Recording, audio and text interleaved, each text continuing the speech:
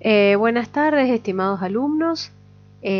Hoy nos proponemos comenzar la clase de teoría número 4. Esta clase corresponde al día jueves 20 de mayo del 2021. El tema que se abordará en esta clase es un poco ampliar el tema de la semana pasada, que los que eran la genética, las TIC, la genética X, etc. En este caso vamos a ampliar la genética para poder trabajarlas en el aula y ver los beneficios o qué implicancias tienen en la educación, aplicarlas. Para abordar esta clase nos planteamos los siguientes objetivos. En la clase pasada vimos la terminología donde definimos TIC, NTIC y todo esto que fue un poco teórico. Hoy vamos a poder identificar en la práctica algunas herramientas de NTIC.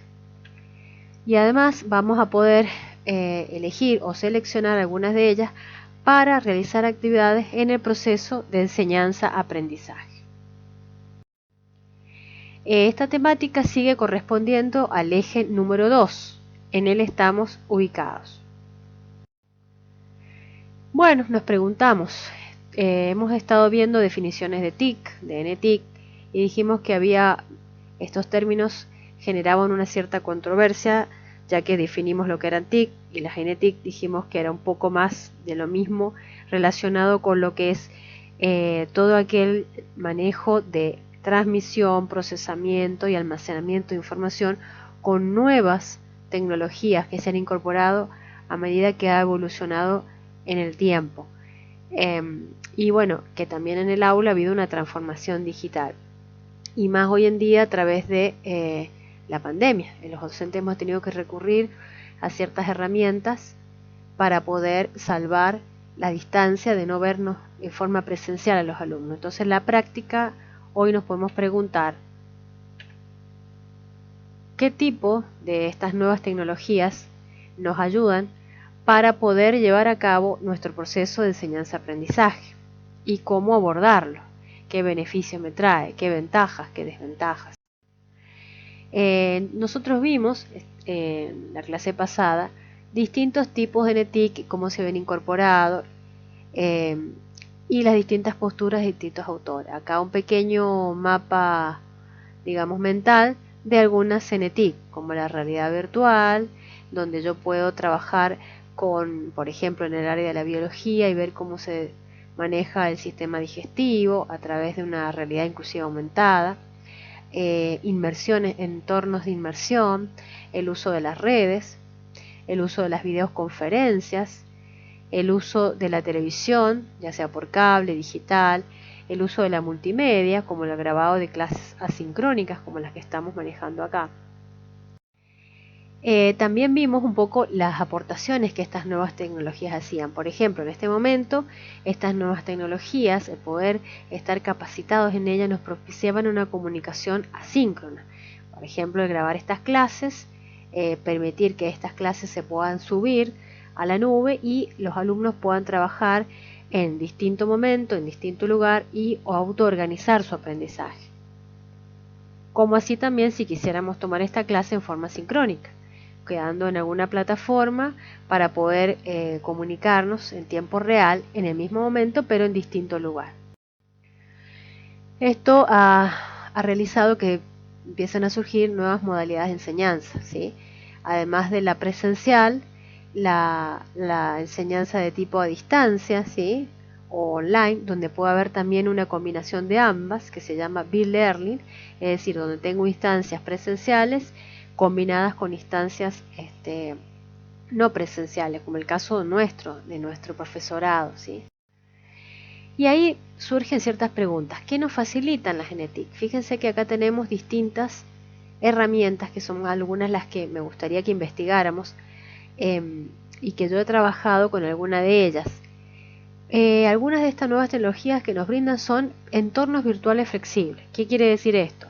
Plataformas que nos ofrecen un alojamiento gratuito en la nube, por lo menos el paquete básico, donde nosotros podemos configurar el entorno, crear nuestra aula virtual, subir material en forma de repositorio, inclusive podemos ordenarlos por carpetas, etcétera.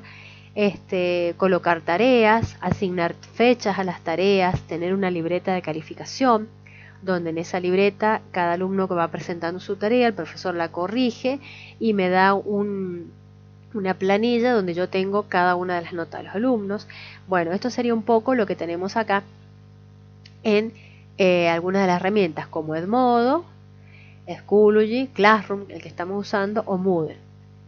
Y cada institución educativa puede elegir utilizar algunas. Por ejemplo, acá en el profesorado, para este profesorado TIC se ha elegido el Classroom. En la universidad actualmente, por ejemplo, estamos trabajando en Moodle.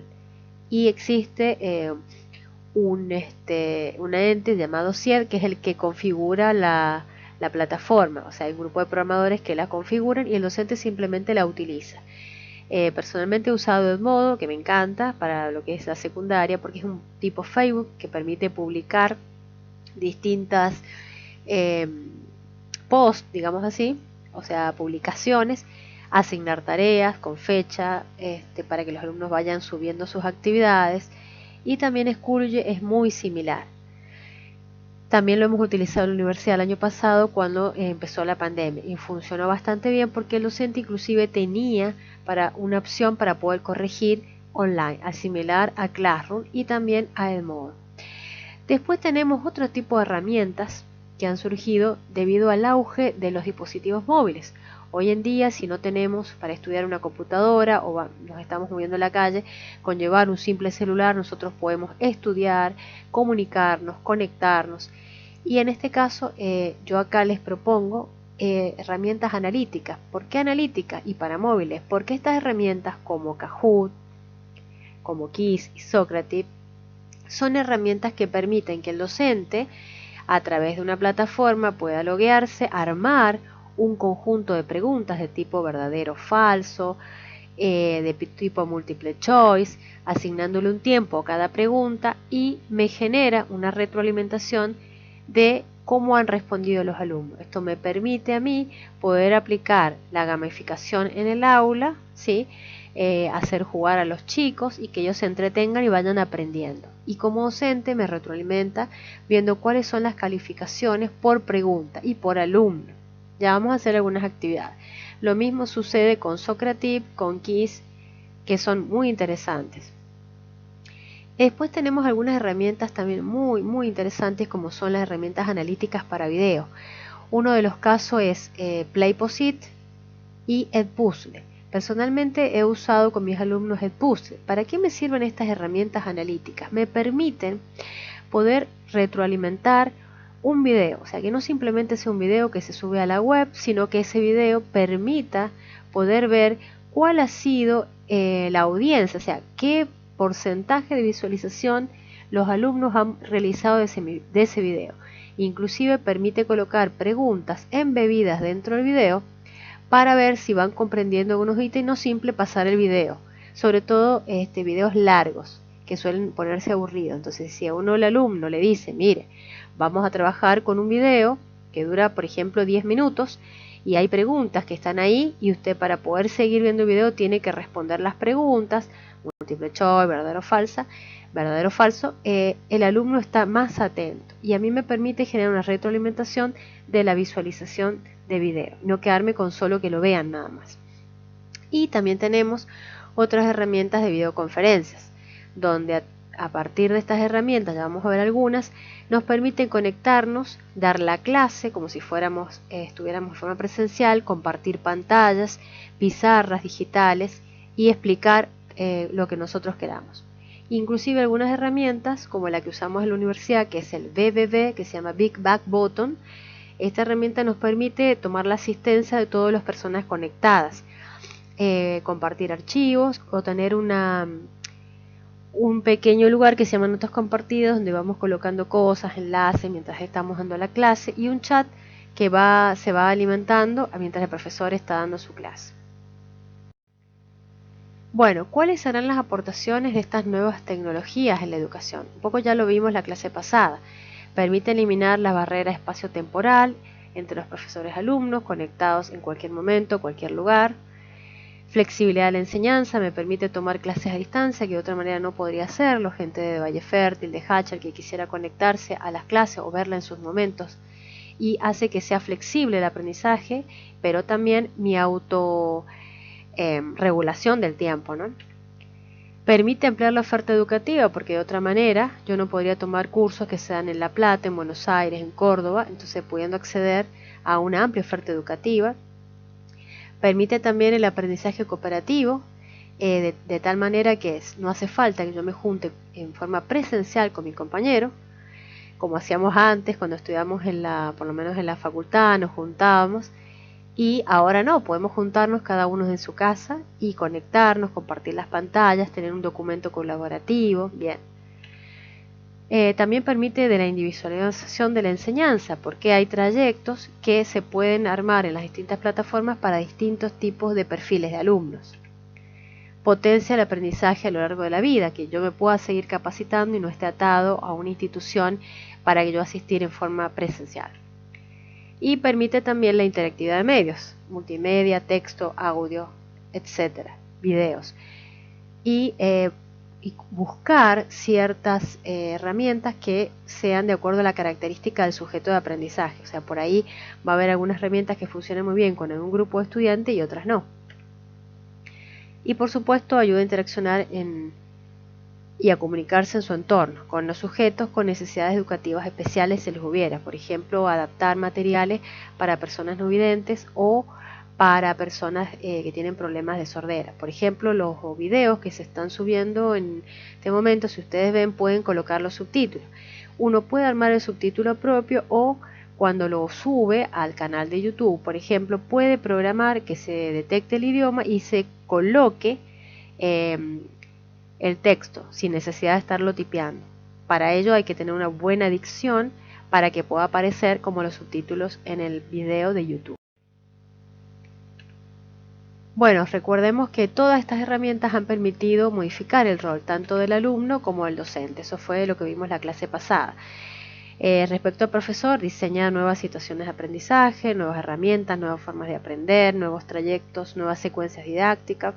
Permite tutorizar al estudiante de manera que el profesor pueda poderse hacer un seguimiento. Por eso las analíticas de estas herramientas son bárbaras, para poder ver cómo va evolucionando esa evaluación, el proceso procesual.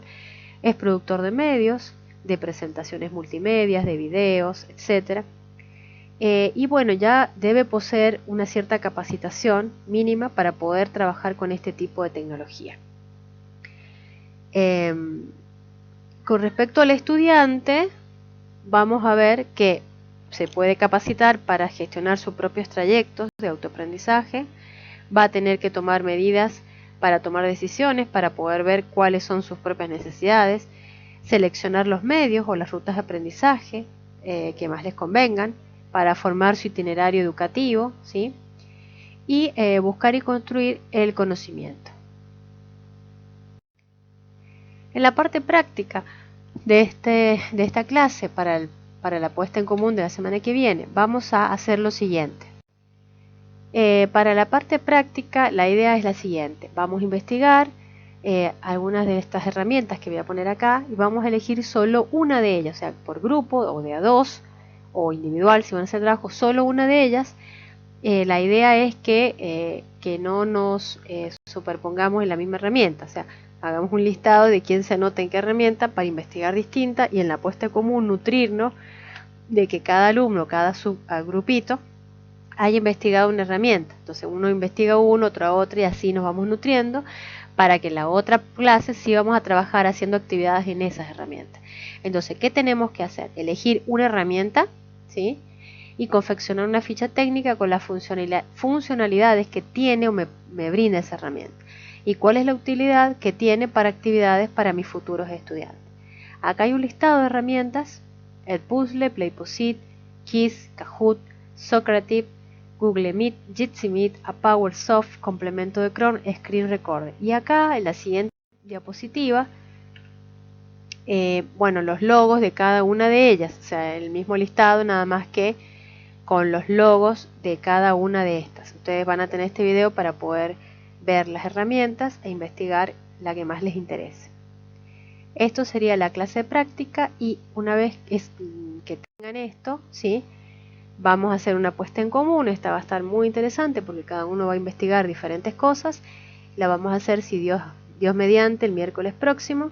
Y recordarles que los que no asistan a clase o lleguen tarde y no han podido hacer la puesta en común, deben subir el mini video con la exposición al Google Classroom. Es decir, no participó en clase en la puesta en común, deben armar estos micro videos de no más de 5 minutos, breves, cortos, con sonido y subirlo al aula virtual. Muchas gracias, nos estamos viendo próximamente.